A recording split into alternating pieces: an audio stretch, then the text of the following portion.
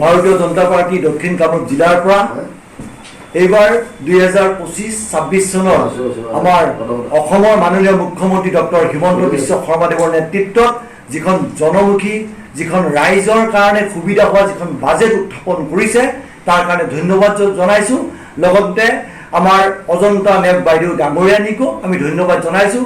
লগতে আজি আমাৰ প্ৰেছ মিটত আমাৰ মাজত উপস্থিত আছে আমাৰ দক্ষিণ কামৰূপৰ ভিতৰত একমাত্ৰ বিধায়ক আমাৰ ভাৰতীয় জনতা পাৰ্টি দলৰ হেমন্ত ঠাকুৰীয়া ডাঙৰীয়া, তেখেতক আমি ধন্যবাদ জনাইছোঁ।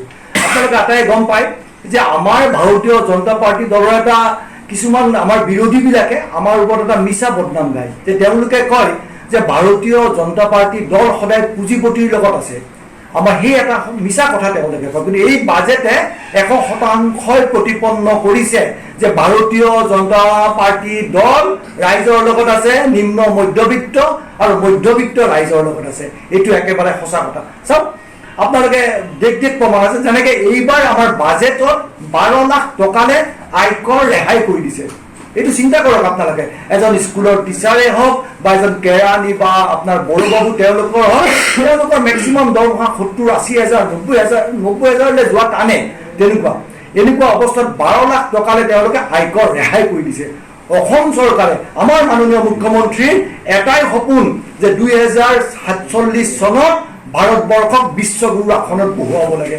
আমাৰ মুখ্যমন্ত্ৰী মহোদয়ে সেইদিনা কৈছে যে 2026 চনৰ কাৰণে আমাৰ মুখ্যমন্ত্ৰী মহোদয়ে বা ভাৰতীয় জনতা পাৰ্টি দলে বা অসম চৰকাৰে চিন্তা কৰা নাই, চিন্তা কৰিছে কি 2047 চনৰ কথা চিন্তা কৰিছে। প্ৰতিটো ক্ষেত্ৰত আপোনালোকে চিন্তা কৰক, যেনেকৈ কেনেকুৱা ধৰণৰ কৰিছে এটা কথা আপোনালোকে চাওক।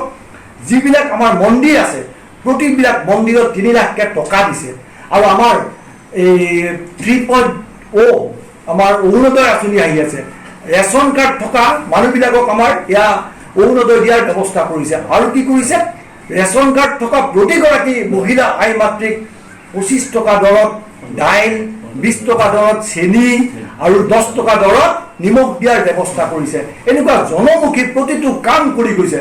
আগতে ডক্টৰ হিমন্ত বিশ্ব শৰ্মাদেৱৰ চৰকাৰ অহাৰ আগতে অসমত কি আছিল, অসমত মাত্ৰ 7খন মেডিকেল কলেজ আছিল। বৰ্তমান 14খন মেডিকেল কলেজ আজি অসমত স্থাপন হৈছে। সেইকাৰণে আমি অসমৰ মাননীয় মুখ্যমন্ত্ৰী ডক্টৰ হিমন্ত বিশ্ব শৰ্মাদেৱক আৰু অজন্তা নেব বাইদেউ আমি ভাৰতীয় জনতা পাৰ্টি দক্ষিণ কামৰূপ জিলাৰ তৰফৰ পৰা আজি ৰাইজৰ যিখন বাজেট, নিম্ন মধ্যবিত্তৰ যিখন বাজেট উত্থাপন কৰিছে তাৰ কাৰণে আমি বহুত আমাৰ ফালৰ পৰা ধন্যবাদ জনাইছোঁ।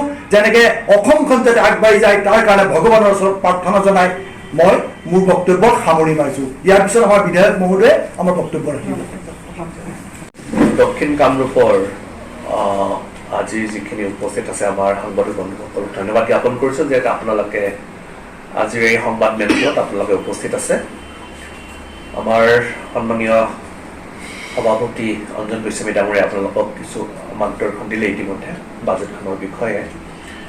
আপোনালোকে সকলোৱে জ্ঞাত যে এইবাৰ আমাৰ মাননীয় মুখ্যমন্ত্ৰী মহোদয়ৰ পৃষ্ঠপোষকতাত আমাৰ ফাইনেন্স মিনিষ্টাৰ অজন্তা বাইদেউ ডাঙৰীয়ানীৰ পৃষ্ঠপোষকতাত ইতিমধ্যে বাজেট পবিত্ৰ বিধানসভাত উপস্থাপন কৰা হ'ল। আৰু আপোনালোকে সকলোৱে জ্ঞাত যে মাননীয় মুখ্যমন্ত্ৰী ডক্টৰ হিমন্ত বিশ্ব শৰ্মা ডাঙৰীয়াই যেতিয়া তেওঁ মুখ্যমন্ত্ৰী হৈছিল তেওঁ এটা কথা তেওঁ ঘোষণা কৰিছিলে যে অসমখনক শ্ৰেষ্ঠ 5খন ৰাজ্যত পৰিগণিত কৰিব। আৰু সেই লক্ষ্য উদ্দেশ্যৰে তেওঁ 2021 চনৰ পৰা যেতিয়া তেওঁ মুখ্যমন্ত্ৰীৰ তেওঁ পদ লৈছিলে তেতিয়াৰ পৰা তেওঁ কাম কৰি আছে, ৰাইজৰ হৈ কাম কৰি আছে। ৰাইজৰ সৰ্বাংগীন উন্নয়নৰ কাৰণে, অসমৰ সৰ্বাংগীন উন্নয়নৰ কাৰণে তেওঁ দিনে নিশাই 24 ঘণ্টাই কাম কৰি আছে। 2021 বৰ্ষত তেওঁ যেতিয়া মুখ্যমন্ত্ৰী হৈছিলে তেতিয়া অসম তথা ভাৰতবৰ্ষ তথা গোটেই বিশ্বত কৰোণা মহামাৰীৰ লগত বিশ্ববাসীয়ে যুঁজ কৰি আছিল। বিশ্বৰ শক্তিশালী দেশবিলাকেও অৰ্থনৈতিকভাৱে বহু পিছুৱাই গৈছিলে, কিন্তু অসমৰ মাননীয় মুখ্যমন্ত্ৰী ডক্টৰ হিমন্ত বিশ্ব শৰ্মা ডাঙৰীয়াৰ দক্ষতা, তেওঁৰ বিচক্ষণতা আৰু তেওঁৰ দূৰদৰ্শিতা আৰু তেওঁৰ পৰিপক্ক যি ষ্ট্ৰেটেজি তেওঁ লৈছিলে তাৰ ফলত আজি অসমখনে সেই সকলো বাধা নেওচি কৰোণা ভাইৰাছৰকে ধৰি আৰু অন্যান্য যিবিলাক বাধা আছে সকলো বাধা নেওচি আজি অসমখনক এটা নিৰ্দিষ্ট গতিত মাননীয় মুখ্যমন্ত্ৰী মহোদয়ে আগবাঢ়ি লৈ যাবলৈ সক্ষম হৈছে আৰু সেইটোৰ কাৰণে আজি 2021 পৰা 2000 মই যোৱা বাজেটৰ কথা কৈছো যে এই যোৱা বিগত 4 বছৰত যি 21 চনৰ যি বাজেট আছিলে 21-22 বৰ্ষত 22-23 বৰ্ষ 23-24 বৰ্ষ আৰু 24-25 বৰ্ষ এই যিকেইটা বাজেট আছিলে এই 4টা বাজেটত যিখিনি টকা ধাৰ্য কৰা হৈছিল বাজেটত সেই বাজেটত আৰু বাজেটত যিবিলাক কথা কোৱা হৈছিল এই বিগত 4 বছৰৰ এই বাজেটৰ গোটেইখিনি কথা মাননীয় মুখ্যমন্ত্ৰী মহোদয়ে আখৰে আখৰে পালন কৰি তাক ইমপ্লিমেণ্ট কৰিছে আৰু প্ৰথমবাৰৰ কাৰণে 2024-25 বৰ্ষ বিগত যি বাজেট আছিলে 1,43,000 অধিক যি বাজেট আছিলে আমাৰ অসমত সংঘটিত হৈ 1,68,000 অধিক বাজেট হৈছিলে আমাৰ 85% বাজেট 2024-25 বৰ্ষৰ বাজেট ইতিমধ্যে ইউটিলাইজ হৈছে সো প্ৰথমবাৰৰ কাৰণে অসমৰ ৰাজনীতিত ইতিহাসত 85% বাজেট ব্যয় হৈছে সো এইটোৱে হ'ল মাননীয় মুখ্যমন্ত্ৰী ডক্টৰ হিমন্ত বিশ্ব শৰ্মা ডাঙৰীয়াৰ দক্ষতা মাননীয় মুখ্যমন্ত্ৰী মহোদয়ৰ পৃষ্ঠপোষকতাত এইবাৰ অজন্তা বাইদেউ ডাঙৰীয়ানীয়ে আমাৰ ফাইনেন্স মিনিষ্টাৰে 1,53,428.75 কোটি টকাৰ বাজেট এইবাৰ ধাৰ্য কৰিছে মই ভাবো এইবাৰো